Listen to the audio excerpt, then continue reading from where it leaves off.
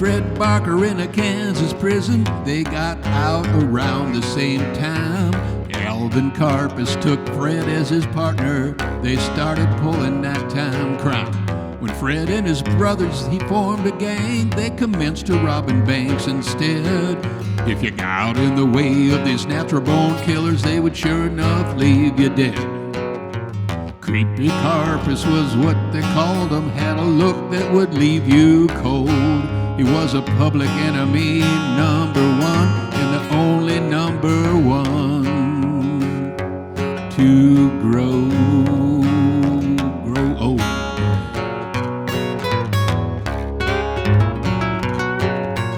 Kidnapping rich men and holding them for ransom is something they gave a try. Well, it brought in a whole lot of money and the attention of the FBI. Now the feds, they gunned down many a gangster like Dillinger and Bonnie and Clyde, along with Pretty Boy Floyd and Babyface Nelson. Ma Barker and her boys all died. Well, Creepy Karpis was what they called him, had a look that would leave you cold. He was a public enemy, number one, and the only number one to ever grow old.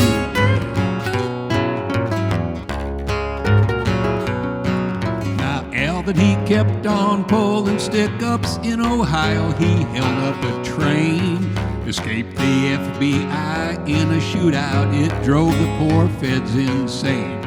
They finally got him cornered in New Orleans, arrested him one fine day, locked him away in Alcatraz prison, where for 26 years he'd stay.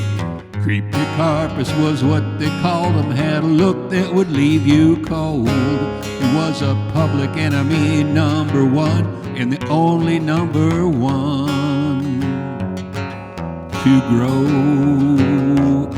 old.